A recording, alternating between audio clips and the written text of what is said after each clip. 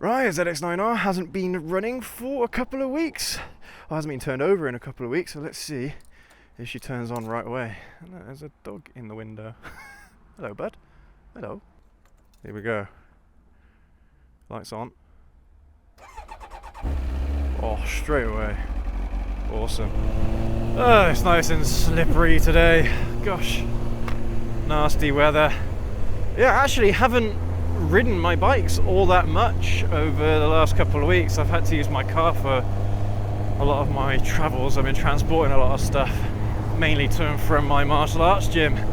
But in today's video, we're going to discuss what it's been like daily riding the Kawasaki ZX-9R. This is the 1999 model, and I've been having such a lot of fun on this old motorcycle, and it keeps on surprising me over and over again. But this arguably has been my favorite motorcycle out of the ZR 1400 and the ZH2. This has been my favorite over pretty much since I bought it back in, was it July? Something like that, June, July. And yeah, what a pleasant experience from such an old motorcycle. It really hasn't given me too many problems. It does have its few little quirks. Like sometimes the bike won't go or won't turn on with the clutch pulled in, which I'm not too sure about just yet. It has a few little quirks. This light here on the dashboard turns itself off every now and then. But in terms of its running and its riding, I would actually trust this motorcycle over a long journey. I honestly would. I think that if I wanted to do a tour up in Scotland or something like that, I genuinely think that this bike could do it without any trouble whatsoever. And that's after kind of some of the abuse that we've been putting this motorcycle through since we bought it. And we have more abuse planned for it still yet. So yeah, hit that like button, get subscribed so you don't miss any of our future uploads on this absolutely wicked motorcycle. But of course, this is a sport motorcycle, all right? Arguably, you could call this a super sport, but it is, for a super sport, it is actually insanely comfortable. The seat is really nice and squishy, and to be honest, it is very reminiscent of my ZR 1400. It's a very, very nice seat. The seating position, in terms of ergonomics, isn't madly aggressive. You do have weight on your hands, and your knees are fairly high up, but not as bad as some other bikes that I've had in the past. So really comfy seating position, and again reminiscent of the ZR 1400, which again has, for like a sport touring kind of platform, it does have quite an aggressive seating position from my experience. But this is very, very reminiscent of that. And in terms of power, despite the fact that this motorcycle is 24 years old, it still has lots of guts. This thing will go, and it will go anywhere really, really quickly. 0 to 60 in 3 seconds or so, 3.2 seconds, something like that. Quarter mile in 10.5, 11 seconds. This is one mad motorcycle, and it's 24 years old. There's so much performance on tap. And in terms of price to performance, I think on the used market right now, you can't beat this motorcycle. For some reason, these bikes aren't holding their value all that well, or at least they don't have as good a resale value as, say, an R1 or maybe even a 900 Fireblade, something like that, 929 or a 954, whatever kind of Fireblade you're looking at. But that works out really well for you, because if you want to have super bike performance for next to nothing, this is about as good as you're going to get. 145, 150 horsepower at the crank, 130 odd Newton meters of torque. Yeah, man. What a motorcycle. Putting wheelies on this thing is a doddle. It's so easy. Yeah.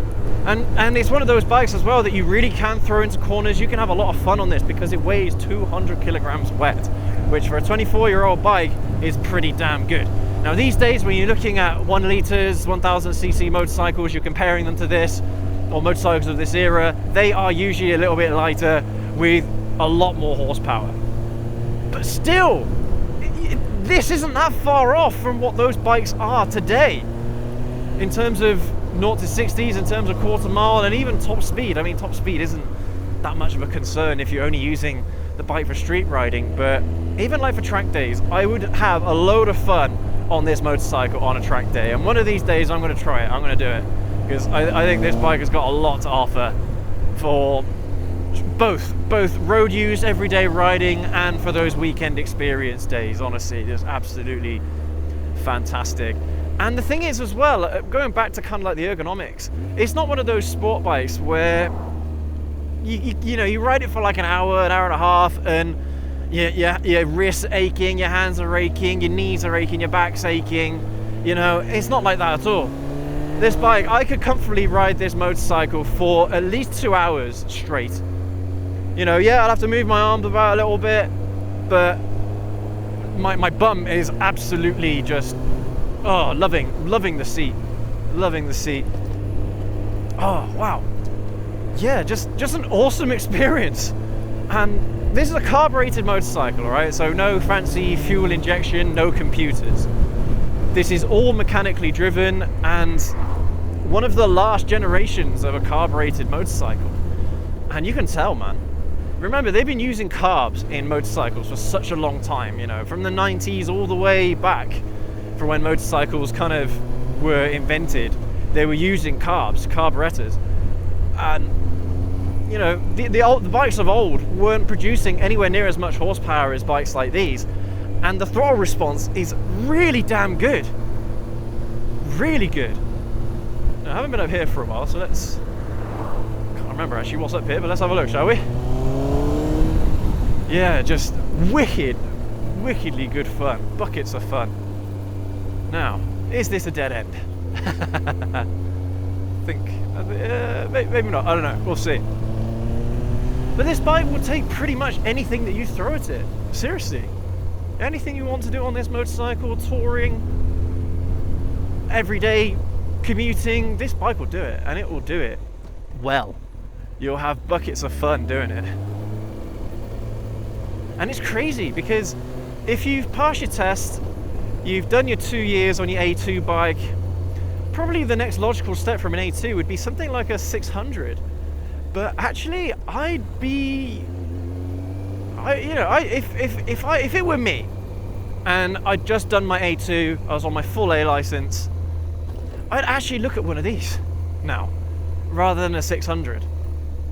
Because you're getting more performance, you're getting mainly more torque. The torque for me is the main thing. On a street bike, torque is what you want. And this thing has it in spades. 900cc, loads of torque. These things have a higher top speed. I think this bike goes 172 mile an hour top speed. Excuse me. Oh. Yeah, where was I? 172 mile an hour top speed, roughly, maybe 170 or so. And just in terms of performance, this kind of bike, or any 900cc motorcycle really from the 90s, will outperform a modern day 600 in all the metrics that matter: horsepower, torque, straight line, quarter mile, 0 to 60. And 600s have gone a long way as well. 600s are some of the fastest motorcycles you can buy. But these things, in terms of just pure experience, 600s are fun, don't get me wrong. But these bikes weigh the same, they cost a hell of a lot less, because they are significantly older, granted, but just, I would take this trade-off, you know, a lower price, higher mileage, older bike over newer, less power. I would take that trade-off, honestly. This bike is absolutely fantastic, the Kawasaki ZX-9R, so much to offer. And the thing that worries me is that there's been a few videos now that I've seen on YouTube around the ZX-9R, and there's a lot of people saying the same thing as me.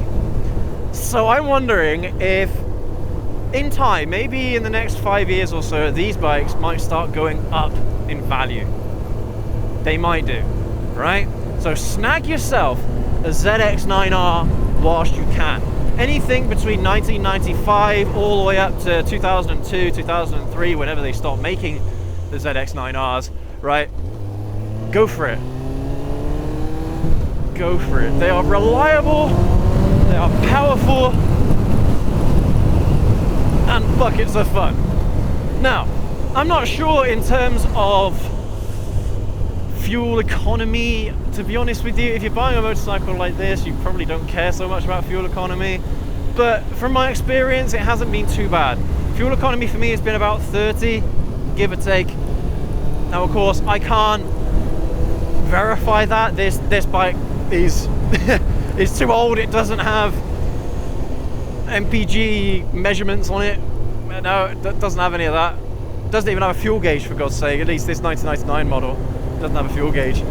So you're having to check the fuel tank. And speaking of which, I can't remember actually the last time I filled this bike up with fuel, so I might go and do that now. But wow, what a machine.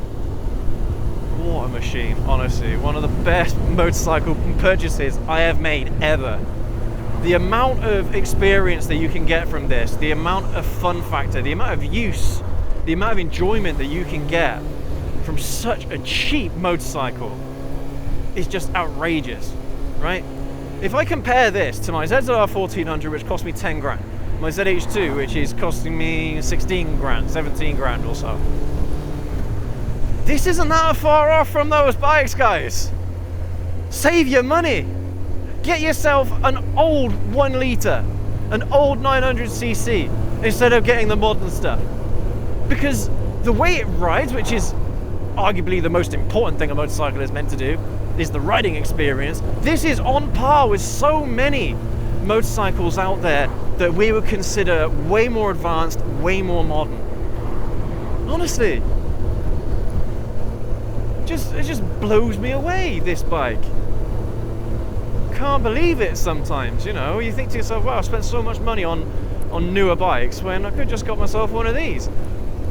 Okay, no traction control, granted. No ABS, granted. But strictly speaking, riders have been riding without ABS for decades. And it doesn't cause too many problems, all right? Comparing the braking performance of this motorcycle to the ZZR 1400 and the ZH2, which both have ABS, this is again on par. The only time when ABS really becomes important is when you are emergency braking. But even then, if you are braking properly, if you're using progressive braking, you won't have any problems with a standard braking system. ABS really isn't necessary, in my opinion. All right. So don't be put off by things like no traction control, no this, no that. It really isn't a big deal. All right, let's go in this Shell garage and let's get some fuel. E5, that's what we want. Yeah, it's empty. This GoPro has been causing me problems lately. Really annoying. Oh well. All right, bike is filled up. Good to go. Woohoo! Yeah, what an experience. This bike is wonderful. I can't say enough good things about the Kawasaki ZX-9R. It has been just a wonderful journey. And the thing is that because this is an old bike, because it's a bit rough around the edges, I'm not so worried about it. Yeah, it can be a little bit dirtier, you know, as long as you're doing the oil changes. That's the main thing. You do the oil changes on these things, they will last you a very long time. The first thing that I did when I got this bike is an oil and filter change, straight away. Doesn't matter, even if the oil is like new, it looks new, just do an oil change, honestly. It just saves you a lot of hassle in future, especially if you intend to own this bike for any length of time. But I mean, there you have it, everyone. The Kawasaki ZX-9R alive and well in 2023. And I've seen on Auto Trader, on eBay, on Facebook Marketplace, I have seen some pretty good examples of these bikes going for less than £2,000. There are some even better examples of these motorcycles going for £2,500. That is it. All in, that is it. £2,500. Get yourself one of the top of the line sport bikes ever made. Just absolutely fantastic. And you won't regret it. You will not regret it. Of course, they are old bikes, so you are going to have to maybe spend a little bit of money here and there maintaining them. Alright, then maybe the carburetors will need cleaning or something like that. You never know. But from my experience, from my purchase of this bike, no problems with it whatsoever. The only issue that I've had with it, as a lot of you know, is clutch slipping, and that was my fault because I was practicing bad wheelies on this bike. So that's totally my fault. The clutch probably could have lasted a hell of a lot longer if I wasn't being stupid with it. But anyway, everyone, thank you ever so much for joining me on this ride on the wicked Kawasaki ZX-9R. Let me know what you think down in the comment section below. Arguably, this is one of the best motorcycles I've ever ridden. So let me know what you think, and we will catch you all in the next video. Have a good one.